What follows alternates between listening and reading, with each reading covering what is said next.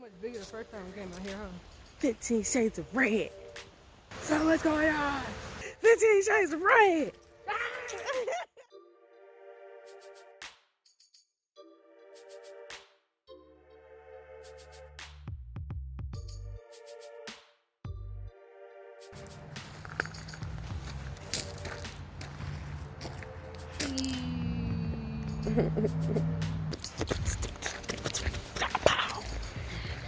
We are 7 tons. 7 tons. Not 6. 7 tons. Not 5. 7 tons. 7 tons. If you were actually here in person, you would hear the waterfall right now. It's quite loud. We'll get there. Sooner or later. We'll Probably get sooner. Why you always... Ugh. She always try to play me. I don't have to. You play yourself. I'm done. You want to just trip. You're going to try to edit it out, but I'm not going to let her. I am. Hey. Because all this laughter and conversation is going to mean nothing without that fall. I didn't even fall. I just tripped. See how people be trying to put you down? You do that yourself.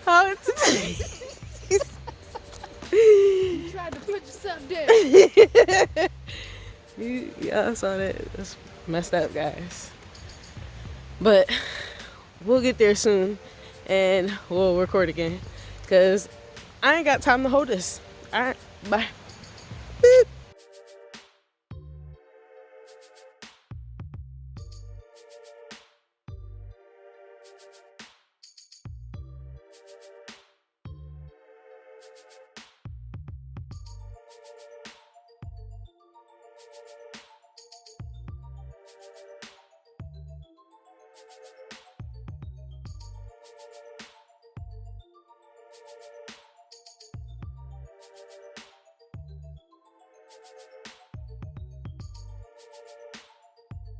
As a child, I was always a very bright child, smart, athletic, and sometimes that intimidated my peers and made them bully me. So I would downplay who I was in certain aspects of myself in order to fit in. Until one day I was just like, I'm just going to be me. And in doing so, I attracted people who could fully accept me, and I was happier. As an adult, I started to noticed more and more that I was attracted to both men and women, and it was the being attracted to women that really scared me, because I was afraid that if I actually pursued a relationship with a woman, I would lose my family, I would lose my church family, I would lose my friends, no one would accept me. But then I came across I guess Aquila and the Bee is where I really rediscovered this poem by Marianne Williamson that essentially says that our deepest fear is not that we are inadequate. Our deepest fear is that we're powerful beyond measure. And in the end, it states that as we allow our light to shine, we subconsciously liberate others to allow them their light to shine. And I came to understand that me being my most authentic me not only liberates me, but it liberates others. And I felt comfort in that, and I stepped out on faith. I came out to my family, and that fear that they would reject me was overcome by their love and acceptance. I mean, not total love and acceptance, but like respect for who I was as an individual. And that's why I challenge others. I use my story to inspire others to authentically be them in every way they can. Yeah, I too found myself dimming my light to not outshine other people, but sometimes we need those Rudolphs to lead the way. Shout out to Rudolph the red-nosed reindeer. Yeah, that's dope. I'm always trying to make a joke, but to lighten the mood. But no, seriously, just allowing yourself to be that leader and still allowing other people to lead as well, with that servant, being a servant leader, not just focusing on who you think you should be, but actually being who you are and owning that, and being unapologetically yourself, being unapologetically myself, not worrying about what the next person feels, and I've always been shackled in that feeling like, oh, I'm walking on eggshells because I don't want to offend this person, or I don't want to offend that person. And it sucks, like, living that life of fear of disappointing others, when in actuality it's hurting me. That person continues to go on living their life. They might be happy from it, but am I happy? Am I doing what God has asked me to do in my life? Because he doesn't have to speak through someone else as a medium to get to me. I have my own personal relationship with God, and he, tells me and leads me, guides me to where he wants me to be, and I can't dim that light for anybody else. Right. And that made me think about like a childhood memory. I don't know which parent it was, my mom or my dad. Shout out to both of them.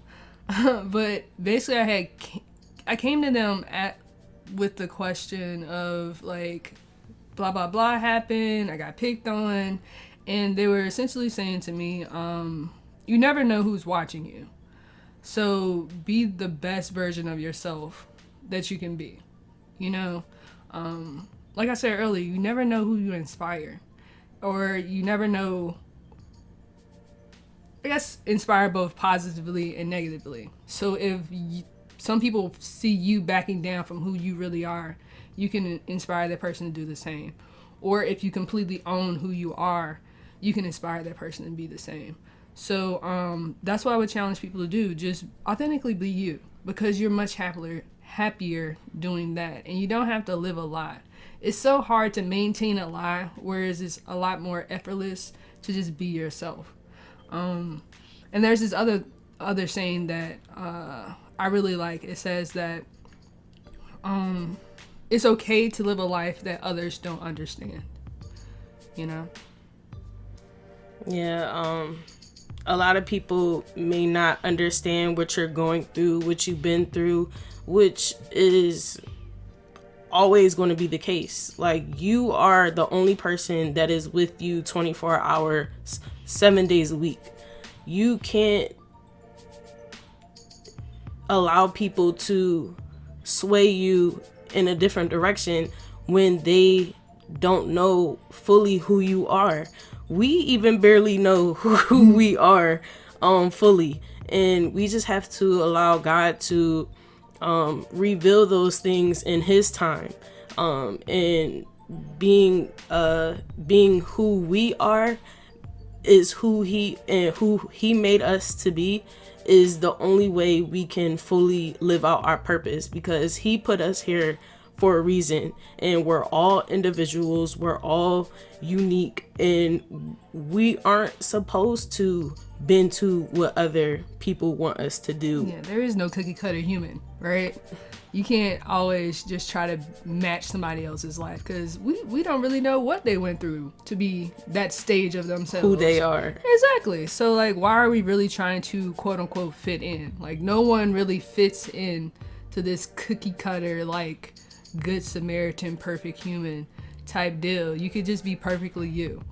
And by having that unique perspective, you give a unique perspective when it comes to the conversation.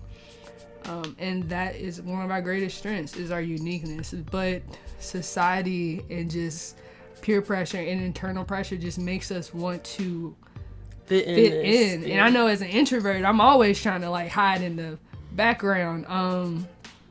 but it's definitely a constant battle to truly be myself, you know, to really let people see who I am. Now, I'm not knocking the fact that sometimes you do have to kind of like censor yourself in certain environments because you want to be safe in those environments, but a lot of times we can just be ourselves, and that's powerful.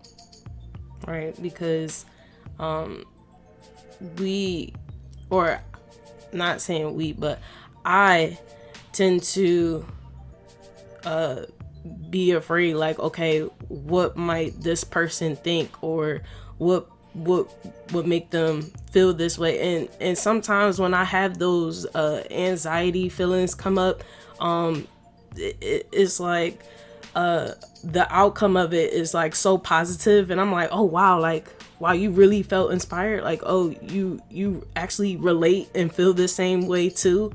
Like, you know what I'm saying? And it's crazy how once you start living your truth, that other people start appreciating you more. And I thought people would appreciate me less. Right. And I know even when I've been sad or depressed, like I was afraid to show people that, but in showing people that negative emotion, I was able to get help out of that situation.